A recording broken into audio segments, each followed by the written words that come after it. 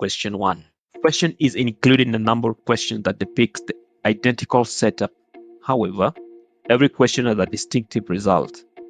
Establish if the solution satisfies the requirements. Here's the question now. You are tasked with deploying Azure virtual machines for your company.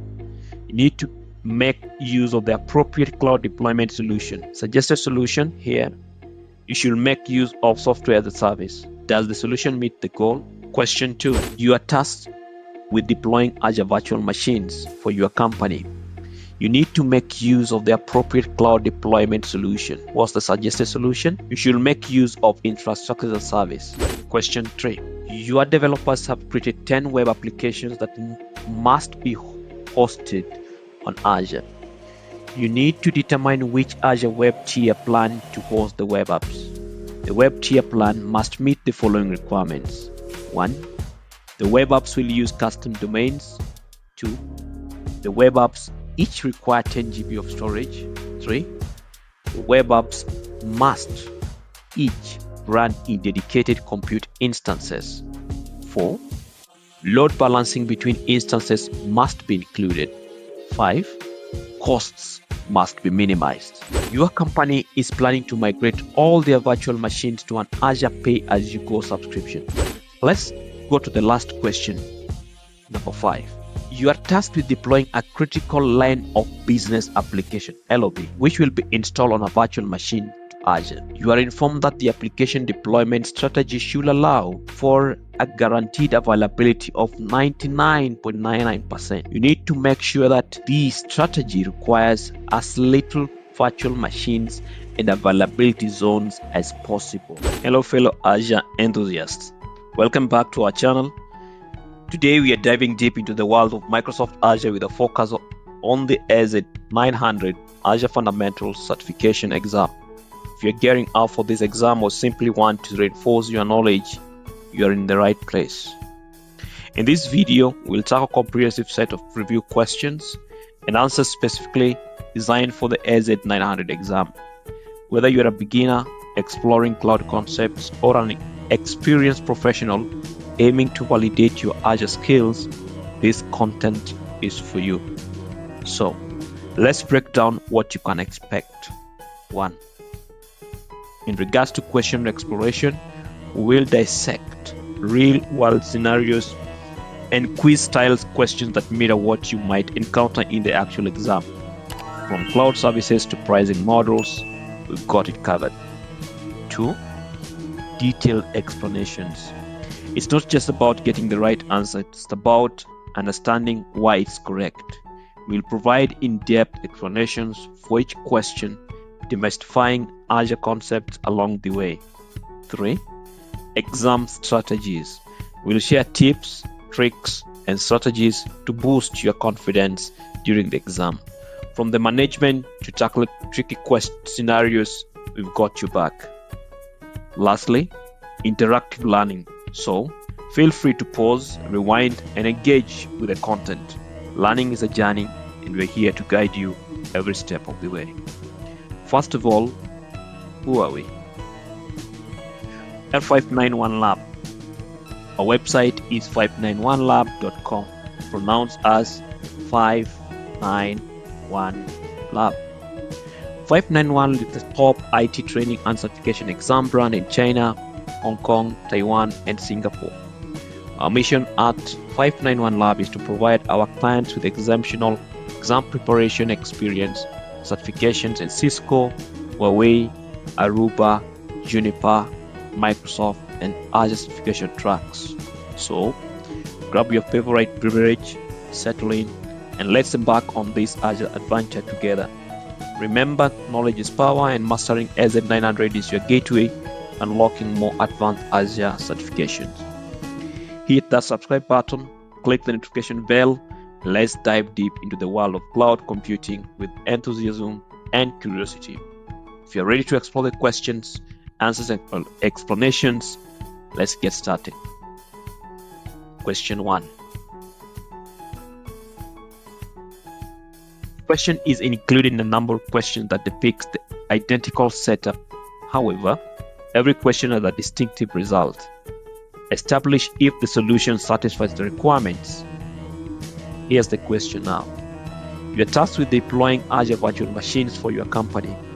You need to make use of the appropriate cloud deployment solution.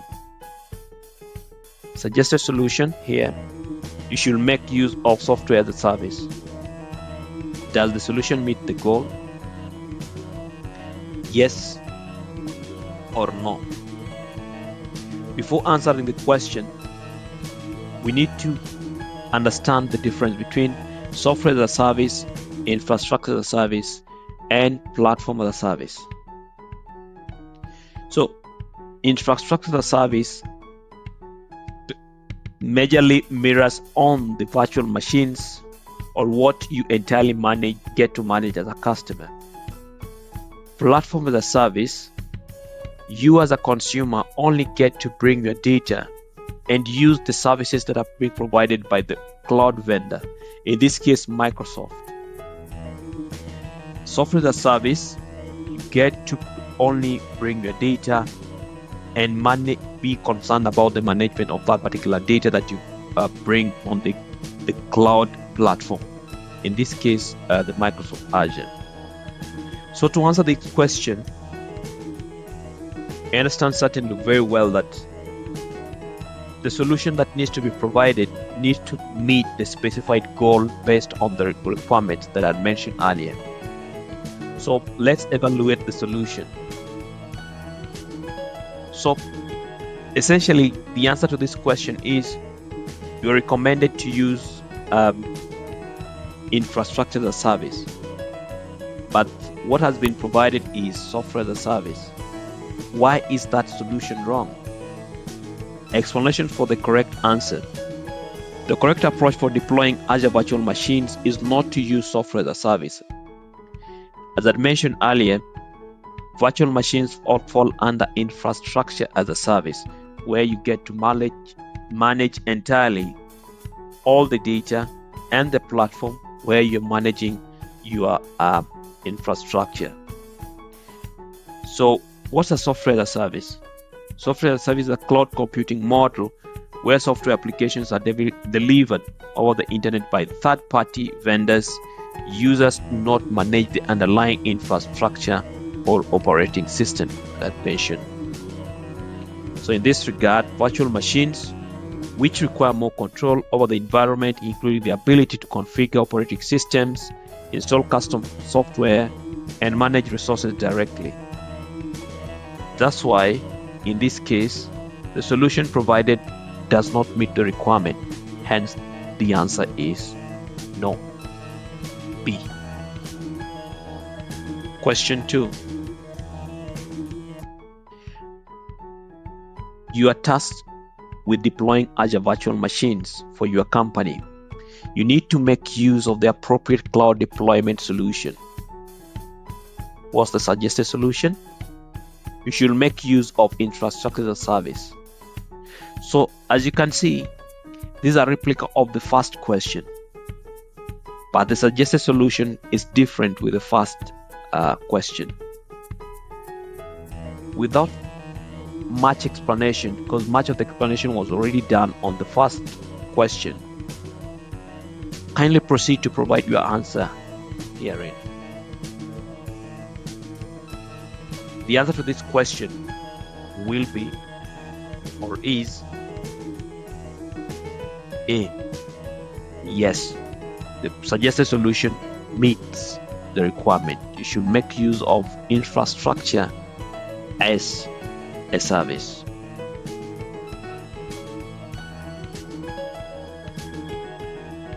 Question 3.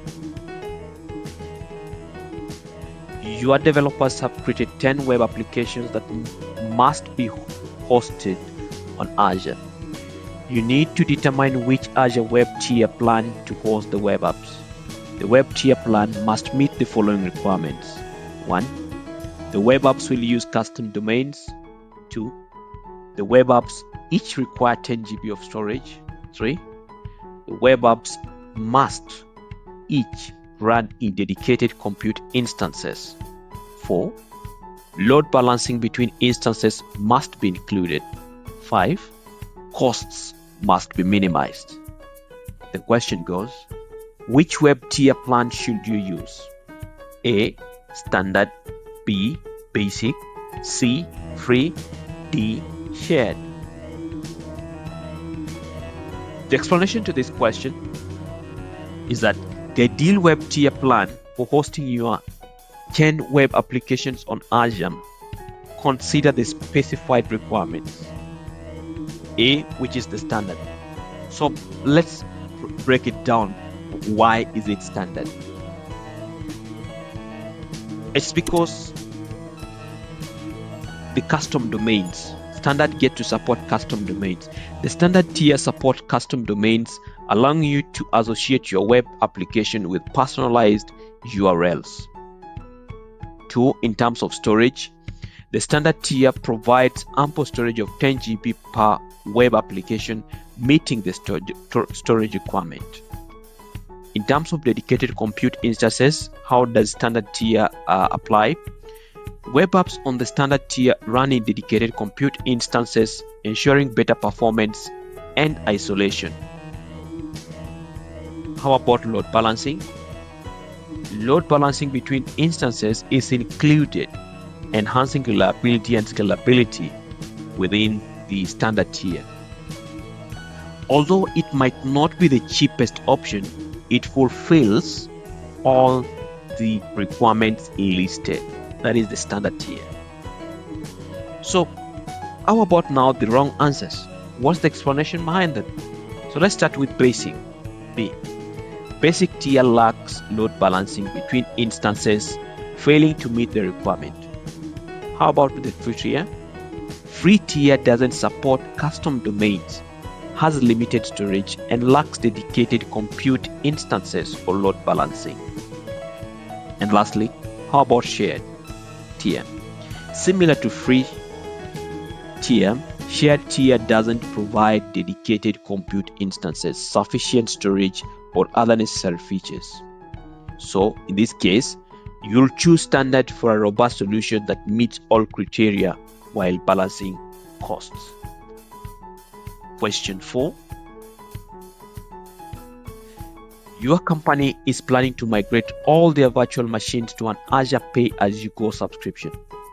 The virtual machines are currently hosted on the Hyper-V host in a data center.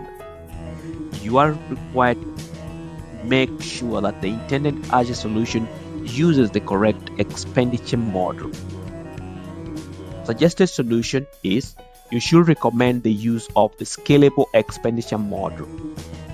Does the solution meet the goal? It's either yes or no, which is the correct answer. So certainly, let's analyze this question home. So to the solution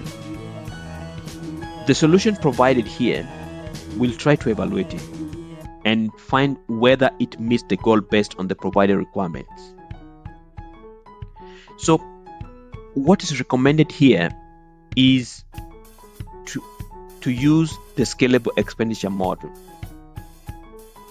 So to use the scalable expenditure model won't be able to meet the requirement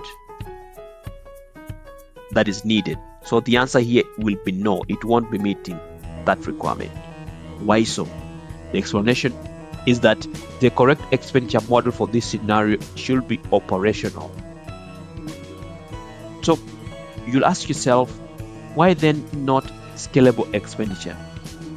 So scalable expenditure model is not the most suitable choice because it focuses on increasing capacity to accommodate growing workloads, but it does not necessarily adapt dynamically to current demands.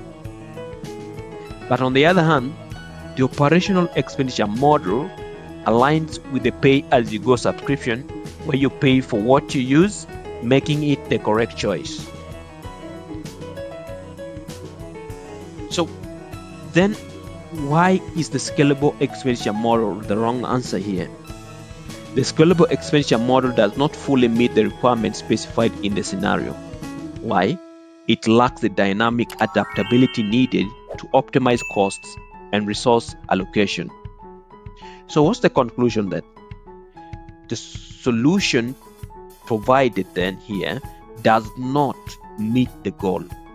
The correct expenditure model for migrating virtual machines to an Azure pay-as-you-go subscription is operational.